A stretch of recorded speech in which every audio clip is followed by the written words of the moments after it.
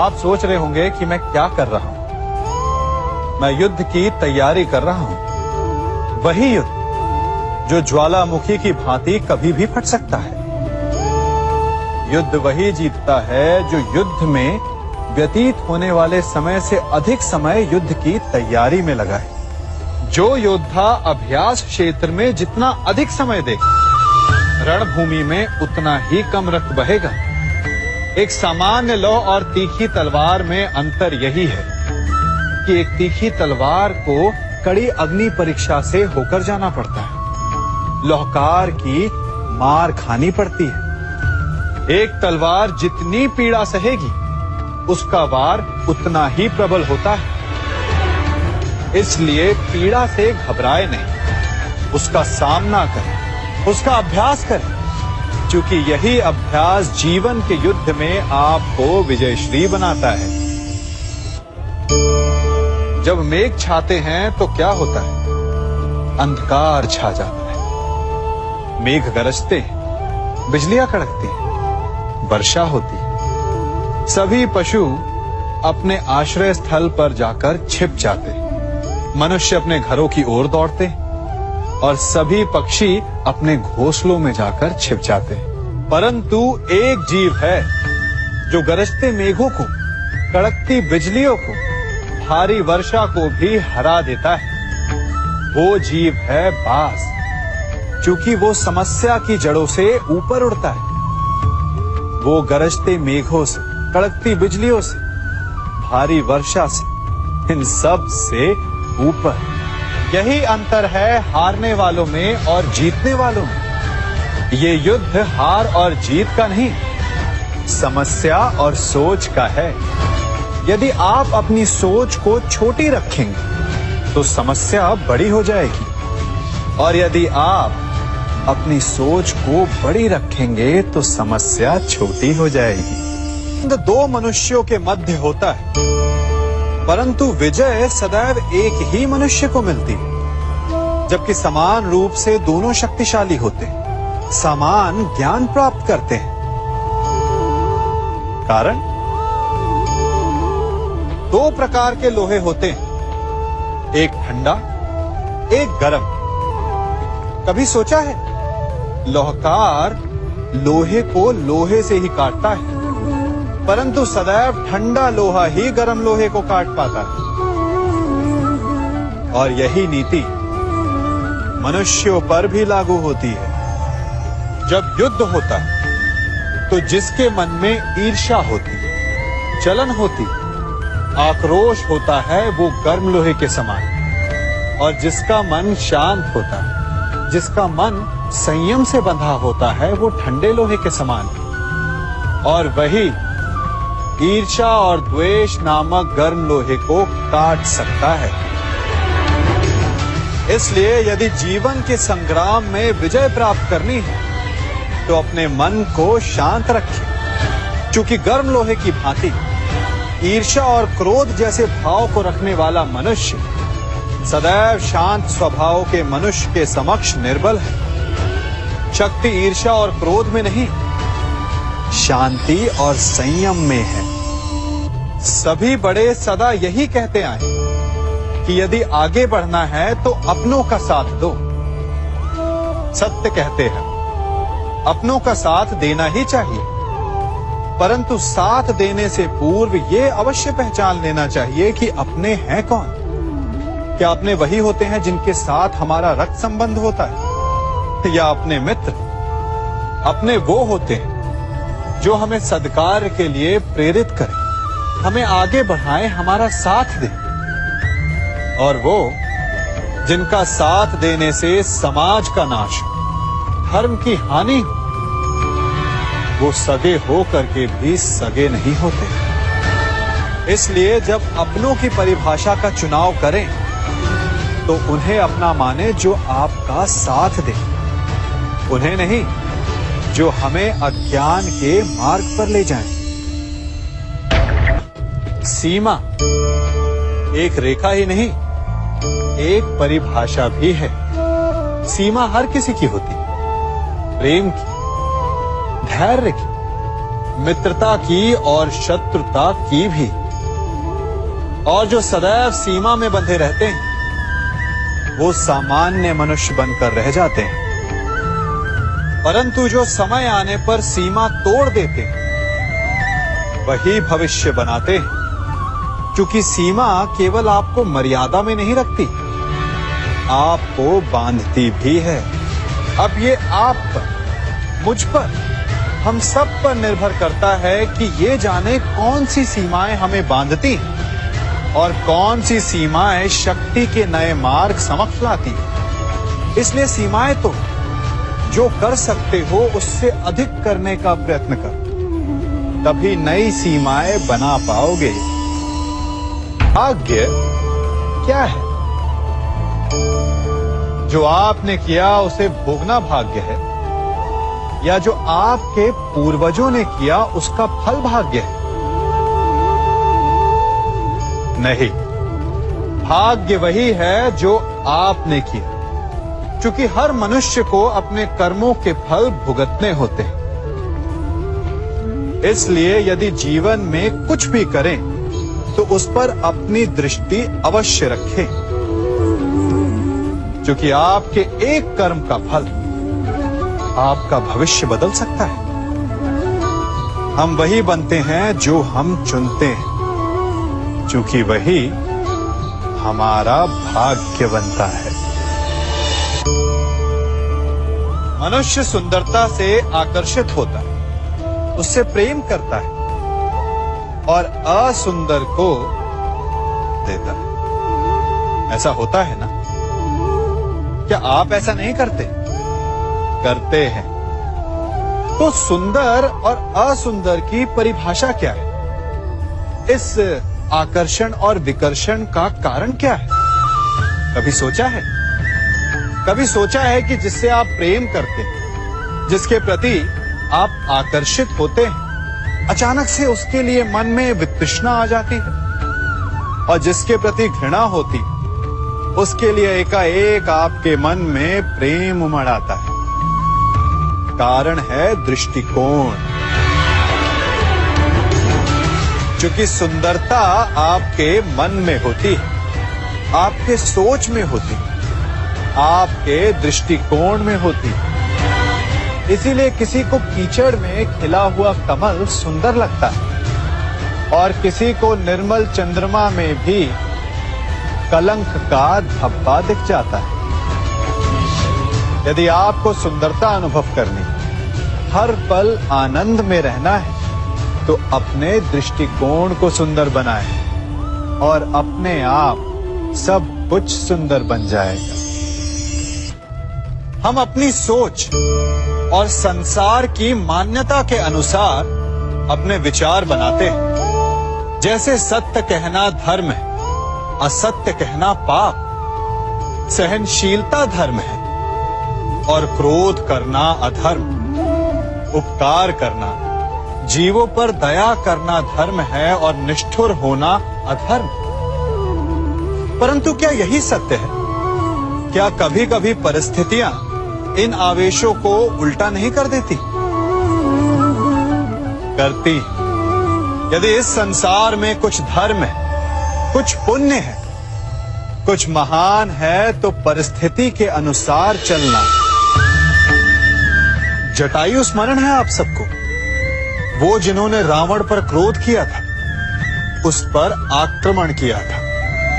उस समय जटायु का क्रोध पाप नहीं था, धर्म था। इसीलिए अंत में उन्हें भगवान राम की गोद मिली। और कुछ ऐसे भी होते हैं जो धर्म को सहनशीलता समझकर हर अन्याय को सहते हैं और अंत में वो बाणों की शैया पाते हैं। यदि कोई पशु या व्यक्ति अकारण आक्रमण करके किसी निर्दोष के प्राण लेने की चेष्टा करे, तो उसके रक्षा हेतु उसका वध कर देना पाप नहीं, समय की मांग है। क्योंकि आक्रमण भी आत्मरक्षण ही है। यदि किसी दुष्ट की सहायता करने से सामान्य मनुष्य को कष्ट पहुंचे, पीड़ा पहुंचे, तो उसे सहायता ना देना ही धर्म है। अकारण क्रोध अस्वीकार्य है, परंतु यदि क्रोध से कुछ शुभ हो, पाप बाहुभीत हो, तो क्रोध और दंड भी धर्म ही है। संसार का सबसे बड़ा पाप क्या है? असत्य बोलना, हत्या कर देना, चोरी करना या किसी का अपमान करना। संसार का सबसे बड़ा पाप है किसी निर्बल को सताना, और संसार का सबसे बड़ा दंड भी उस निर्बल के मुख से निकली आय है। आप देख रहे हैं मैं क्या कर रहा हूं? मैं लौह पिघला रहा हूं, और ये लौह पिघलता है इस चमड़ी की बनी धूनकी से निकली हवा से। तनिक सोचिए, एक मृत पशु की खाल से बनी धूनकी इतने कठोर लोहे को भस्म कर सकती। ठीक उसी प्रकार आप चाहे जितने भी शक्तिशाली क्यों ना हो, यदि आपने किसी निर्दोष, किसी निर्बल को सताया, तो उसके मन से निकली हाय और उसका श्राप आपके जीवन को भस्म कर सकता है। स्वर्ण, सज्जन पुरुष और परोपकारी मनुष्यों की गति एक समान होती है। यदि स्वर्ण टूट जाए तो उसे गर्म करो, ताप दो, पिघल कर वो फिर से जुड़ जाता है। ठीक उसी प्रकार मतभेद होने के पश्चात भी एक सज्जन पुरुष और महान पुरुष फिर से मित्र बन जाते हैं। परंतु दुर्जन दुष्ट माटी से बने लोग उस पके हुए मटके के समान होते हैं कि जिनमें यदि एक बार दरार आ जाए तो वो स्वयं ही स्वयं का सर्वनाश कर लेते हैं। इसलिए मित्रता केवल सज्जनों से ही करें ताकि मतभेद ना हो। दुष्टों का समूह अपना नाश स्वयं ही कर लेता है। यदि कोयले की खान में जाओ तो चाहे जितनी भी सावधानी बरतो, अपने वस्त्रों पर कालिख लग ही जाती है। इसलिए दुष्ट मित्रों से सावधान। सज्जन शत्रु प्रत्येक परिस्थिति में श्रेष्ठ है। प्रत्येक मनुष्य सफलता पाने के लिए कार्य करता है। कुछ सफल होते हैं, कुछ नहीं होते, और जो सफल नहीं होते वो सदा अपनी असफलता का कारण या तो अपनी परिस्थितियों को बताते हैं या अपने सहयोगियों को दोषी ठहराते हैं। परंतु क्या वास्तविकता में ऐसा ही होता है? क्या कोई परिस्थिति या कोई व्यक्ति किसी की असफलता का कारण बन सकते हैं? उत्तर हां भी है और ना भी। कैसे? आप इस तितली को देख रहे हैं? आपने एक मक्खी को भी देखा होगा। प्रकृति ने दोनों को समान गुण दिए हैं रस पान करने का। एक तितली फूलों पर जाकर उसका रस लेती और इस अवस्था में नए फूल खिलने की व्यवस्था भी करती है, और मक्खी घाव पर बैठती है, घाव को सड़ाती है और रोग भी फैलाती है। यदि इसमें किसी बात का अंतर है तो केवल सोच का। यदि आप उचित मार्ग चुनेंगे तो आपको सफलता मिलेगी, आप में उत्साह बढ़ेगा, और यदि आप अनुचित मार्ग चुनेंगे तो आपको असफलता मिलेगी, निराशा मिलेगी। अब उचित मार्ग चुनना है या अनुचित मार्ग, ये निर्णय तो आप पर निर्भर करता है। मनुष्य सदा भला बुरा, खरा खोटा, सत्य असत्य की बातें करता है। सत्य को अच्छा मानता है और असत्य को बुरा। परंतु क्या आपने कभी ये सोचा है कि प्रत्येक वस्तु, प्रत्येक भाव का एक महत्व होता है? दोनों ही एक दूसरे के पूरक होते हैं। यदि काला रंग नहीं होगा तो क्या श्वेत रंग की आभा का अनुभव होगा? यदि असत्य नहीं हो तो क्या सत्य के महत्ता का ज्ञान होगा? यदि बुरा नहीं होगा तो क्या भले पर आपको विश्वास होगा? कुछ महत्वपूर्ण है तो दोनों के मध्य का संतुलन।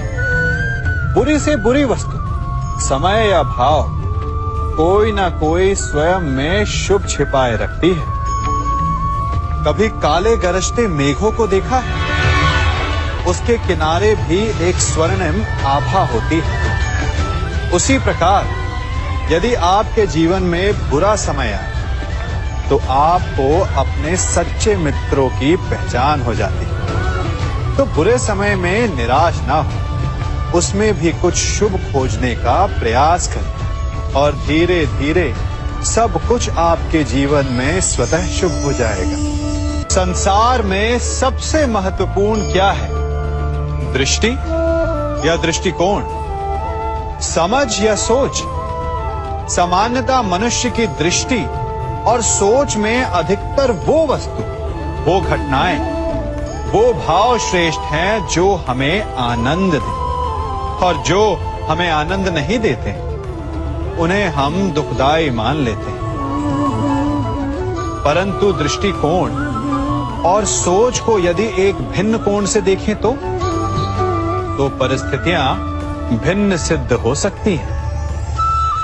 जिस प्रकार भीषण गर्मी हमें सुहाती नहीं, परंतु वही गर्मी सागर और नदियों के जल को वाष्पित करती है और हमें मनोरम वर्षा का आनंद देती है, उसी प्रकार भीषण परिश्रम के पश्चात हमें सफलता मिलती है।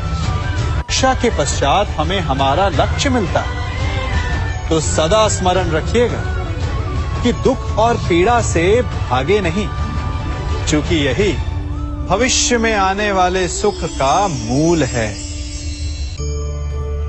जब भी आपने यात्रा की होगी तो अवश्य अपने मार्ग के आसपास कुछ रिक्त स्थान देखे होंगे, कुछ खेत देखे होंगे, कोई ना कोई भूमि का टुकड़ा अवश्य देखा होगा। कुछ स्थान ऐसे होते हैं जहां पेड़ लगे होते हैं, जहां माली बड़े प्रेम से उन्हें बोता है, उन्हें सींचता है। और कुछ स्थान ऐसे भी होते हैं जहां बिना माली के खरपतवार उग जाते हैं, कुछ अन्य पौधे उग जाते हैं। माली द्वारा उगाए वृक्ष हमें ठंडी छाया देते हैं, हमें फल देते हैं, ईंधन के लिए लकड़ियां देते हैं। और बिना परिश्रम के उपजित खरपतवार यदि कुछ करते हैं तो ये कि वो भूमि को बंजर बनाते हैं। हमारा मन भी रिक्त भूमि की भांति होता है। यदि अपने परिश्रम से उसमें सुविचारों के बीज डालोगे तो फलदायक विचार उपजेंगे, और यदि उसे रिक्त छोड़ दो तो खरपतवार की भांति अनुपयोगी विचार आपके मन को अपना घर बना लेंगे, आपके मन को मैला कर देंगे, उसे बंजर कर देंगे। अब निर्णय आपका है कि आपको सुविचार देने वाला मन चाहिए या कुंठा देने वाला। जल प्रकृति को इस संसार की सबसे अनूठी देन है। वो महासागर में भी मिलता है और मीठे तालाब में, वो पवित्र गंगा में भी होता है और दुर्गंध आती नाली में भी। हम तालाब और नदी को सम्मान इसलिए देते हैं क्योंकि उसका मीठा जल हमारी प्यास बुझाता है। परंतु सागर का जल पीने योग्य नहीं होता, इसीलिए कभी कभी हम उसे उतना महत्व नहीं देते और नाली के जल को हम हे दृष्टि से देखते हैं। तो क्या ये उचित है?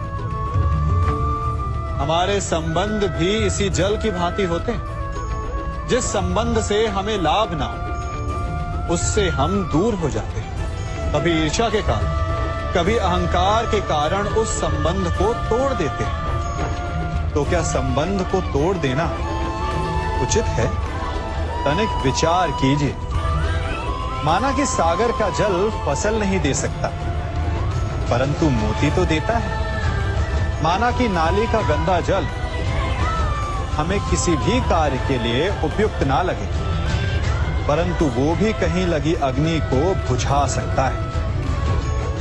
ठीक इसी प्रकार प्रत्येक संबंध कहीं ना कहीं किसी न किसी परिस्थिति में उपयोगी हो सकता है।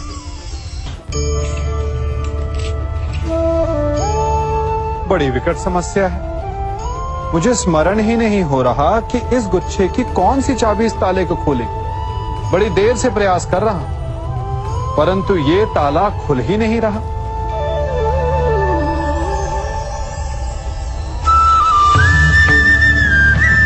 ऐसी परिस्थिति में आप क्या करेंगे? अधिकतर लोग ऐसी परिस्थिति में अपनी आशा खो बैठते हैं। उन्हें लगता है कि चाबी खो गई। वो तिलमिला जाते हैं, क्रोधित हो उठते हैं। परंतु उस समय धैर्य रखें तो गुच्छे की अंतिम चाबी ताला खोल सकती है। कुल्हाड़ी का अंतिम प्रहार वृक्ष को काट के गिरा देता है, परंतु क्या सत्य में कुल्हाड़ी का अंतिम प्रहार वृक्ष को काट के गिरा देता है? आपको आपका लक्ष्य दिला देता है? नहीं, आपका निरंतर प्रयत्न ही आपको सफलता दिलाता है। जब आपका मन निराश हो तो अपने कार्य में दुगनी उत्साह से जुट जाइए, क्योंकि अनावरत बहता जल ही कठोर चट्टान को काट सकता है। सफलता का मूल है परिश्रम, प्रयास और आशा। मनुष्य का जीवन ऋतुओं के समान होता है। आज ग्रीष्म तो कल वर्षा, परसों शीत। तनिक संकट आया तो हम संयम खो बैठते हैं। तनिक ऋतु बदली तो हम अधीर हो जाते हैं। अपने आक्रोश में, अपने क्रोध में हम उनसे ही संबंध बिगाड़ लेते हैं जो हमारे अपने होते हैं। क्यों ऐसा होता है ना? हमें लगता है कि हमारे अपने हैं, फिर से मना लेंगे, परंतु स्मरण रखिए, सदा ऐसा करना संभव नहीं होता। सागर की उछलती लहरों को तट सहता है, और यदि तट ही टूट जाए तो बाढ़ आ जाती। हमारे संबंध भी दूध की भांति होते हैं। दूध तपकर उबल सकता है, परंतु यदि उसमें खटास आ जाए तो वो फट भी जाते हैं। और फटे दूध को चाहे जितना मत लो, उसमें से माखन नहीं निकलेगा। इसीलिए अपने संबंधों को संभल कर निभाना चाहिए। मनुष्य की सबसे बड़ी दुर्बलता क्या होती है? सोचिए। धन, प्रेम, अहंकार। मनुष्य की सबसे बड़ी दुर्बलता होती है उसके रहस्य। चाहे आप कितने भी शक्तिशाली क्यों ना हो, कितने भी प्रबल क्यों ना हो, परंतु उसके रहस्य उसके नाश की चाबी होती है। इसलिए यदि प्रबल रहना है, शक्तिशाली रहना है, समर्थ रहना है, तो अपने रहस्य को किसी को भी ना बताएं, ना मित्र को और ना ही शत्रु को, क्योंकि समय पड़ने पर कब कौन शत्रु हो जाए ऐसा कहना संभव नहीं। विभीषण को रावण के अमृत कुंड का ज्ञात था, इसीलिए प्रभु श्री राम रावण का वध करने में सफल हो सके। इसलिए उचित यही है कि आप अपने रहस्य को स्वयं तक ही सीमित रखें। मनुष्य का मन बड़ा विचित्र होता है। कल्पना में ही विकास करता है, संपन्न भविष्य का स्वप्न देखता है, और कल्पना में ही जो नहीं हुआ उससे भय खाता है। और यही भय मनुष्य का सबसे बड़ा शत्रु है। हमारे भविष्य के मार्ग में, हमारे आनंद के मार्ग में सबसे बड़ी बाधा है। अब आप लोग मुझसे पूछेंगे कि इसका तोड़ क्या है, भय से मुक्ति कैसे पाई जाए? तो ये प्रश्न आप स्वयं से पूछिए। तनिक सोचिए, जब आप एक सुंदर भविष्य की कामना करते हैं तो उसे पाने के लिए आप परिश्रम करते हैं ना? ठीक उसी प्रकार भय से मुक्ति पाने के लिए आप उससे लड़ जाएं। और उसका निवारण आपको स्वतः ही मिल जाएगा। इसलिए जब भी भय आपको सताए तो उससे भागे नहीं, उससे घबराए नहीं, क्योंकि भय का काम ही होता है आपको भयभीत करना।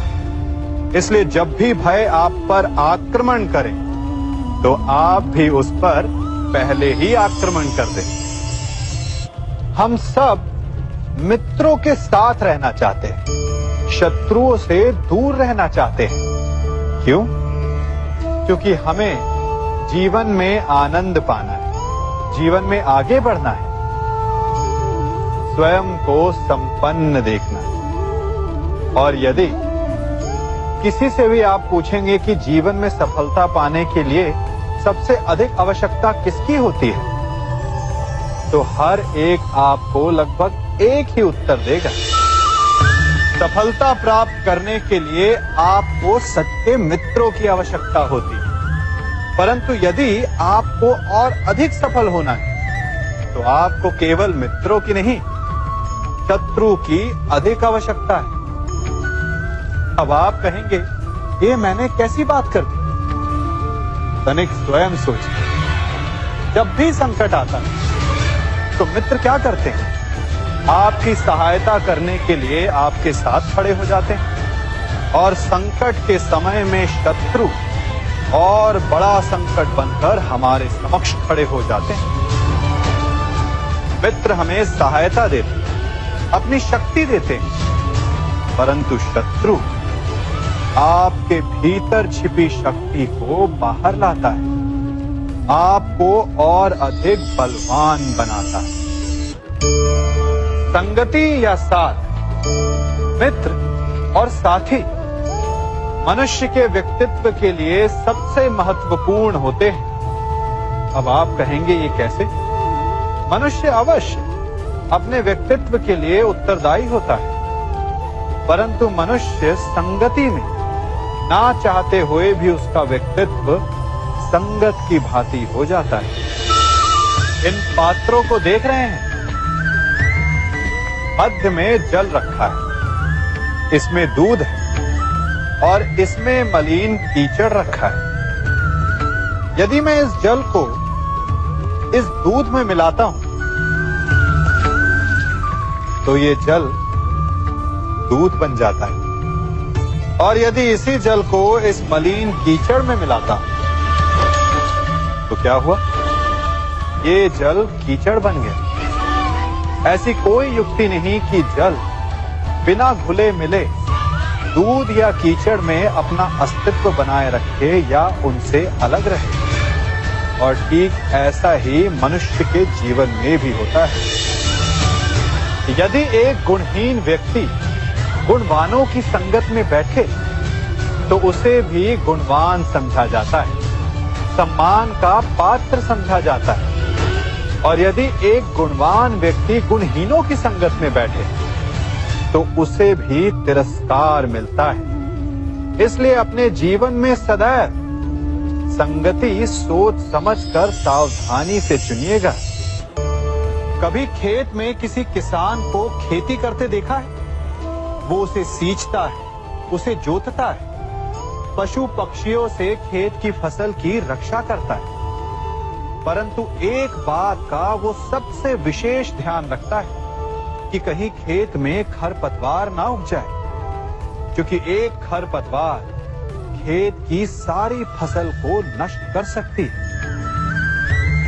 ठीक उसी प्रकार यदि वंश की कोई संतान खोटी निकल जाती है तो वो समूचे वंश का सर्वनाश कर देती है। इसीलिए संतान के लालन पालन में विशेष ध्यान देना आवश्यक होता है, क्योंकि संतान वो फसल होती है जो वंश के आने वाले समय को महान बना सकती है या फिर वंश का पतन भी कर सकती है। मनुष्य भी बड़ा विचित्र प्राणी है। अपनों से नीचे के स्तर के लोगों को वो हे दृष्टि से देखता है, उनका उपहास उड़ाता है, उनसे बार बार कहता है कि तुम्हारा कुछ नहीं हो सकता, तुम भविष्य में कुछ नहीं कर पाओगे। जब मनुष्य के पास धन, संपत्ति, मान होता है तो वो दूसरों का आदर नहीं करता, परंतु वो एक बात भूल जाता है कि उससे भी अधिक शक्तिशाली कोई अस्तित्व में है, और वो है समय। काल काल अपना चक्र कब बदलेगा ये कोई नहीं जानता। समय अपनी करवट कब लेगा ये कोई नहीं जानता। कोयला भी समय के साथ साथ हीरे में परिवर्तित हो जाता है। इसलिए जीवन में कभी भी किसी का भी उपहास नहीं उड़ाना चाहिए। देख रहे हैं इसे, ये रेत है। कहा जाता है कि इसे आप मुट्ठी में बंद करके नहीं रख सकते। क्यों?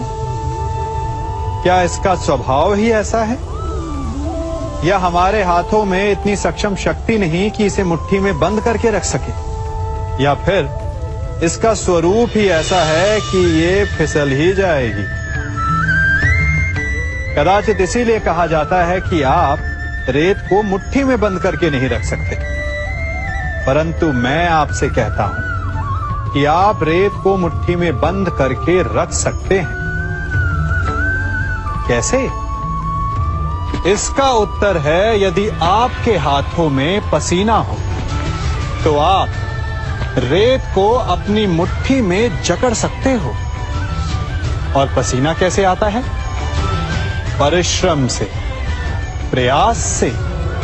तो यदि आप परिश्रम से निकले पसीने से आप रेत को मुट्ठी में बंद कर सकते हो, तो ऐसा क्या है जो आप जीवन में परिश्रम से पा नहीं सकते? मान, सम्मान, धन, संपत्ति, बल, ये सब परिश्रम की उत्पाद है। हम कौन हैं? हमारा अस्तित्व क्या है? हम क्या हैं और क्या बन सकते हैं? ये बड़ा विचित्र प्रश्न है, परंतु उतना ही महत्वपूर्ण। मनुष्य सदा अपने वर्तमान प्रारब्ध के लिए अपने अतीत को उत्तरदायी ठहराता है, अपने जन्म को, अपने परिवार को उत्तरदायी ठहराता है। परंतु तनिक सोचिए, एक कमल जो कीचड़ में खिलता है, वही कमल भगवान की मूरत पर शोभित होता है। एक कोयला जिसे कोई भी शीघ्र नहीं छूना चाहता, परंतु वही कोयला धरा का ताप और दबाव सहकर हीरे में परिवर्तित हो जाता है, और वही हीरा मस्तक पर सुशोभित होता है। तो इन उदाहरणों का निष्कर्ष क्या है? इन उदाहरणों का ये निष्कर्ष है कि उससे कोई अंतर नहीं पड़ता कि आपने जन्म कहां लिया। आपके कर्म आपका स्तर निर्धारित करते हैं। हमने कहां जन्म लिया ये हमारे नियंत्रण में नहीं था, परंतु हम कब और कहां अपने जीवन की अंतिम श्वास लेंगे ये अवश्य हमारे नियंत्रण में होता है।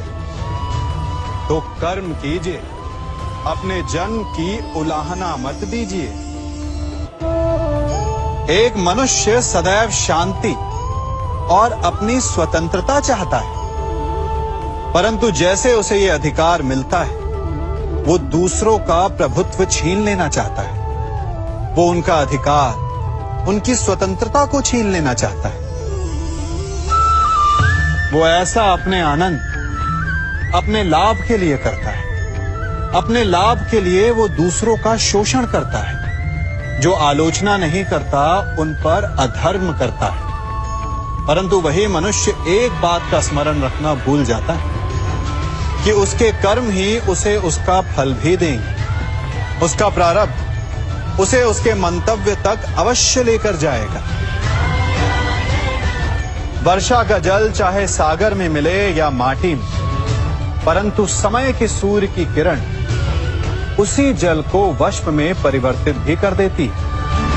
इसीलिए किसी भी मनुष्य की विनम्रता का इतना अधिक लाभ ना उठाएं कि वो उग्र हो उठे। मैं क्या कर रहा हूं? मैं इस पौधे को सींच रहा हूं। आप भी ये कार्य प्रतिदिन करते हो। जब इस पौधे को जल देंगे तभी ये फलवित होगा, इसमें से फूल निकलेंगे, इसकी सुंदरता बढ़ेगी। परंतु प्रतिदिन ये कार्य करने के पश्चात भी हम इससे एक महत्वपूर्ण सीख लेना भूल जाते हैं। हम कभी पौधों के पत्तों पर, उनकी डालियों पर, उनके फूलों और फलों पर जलधारा नहीं डालते, उन्हें धोते नहीं, परंतु फिर भी वो पनपते हैं। यदि जल जड़ में जाए वही सफलता का मूल है।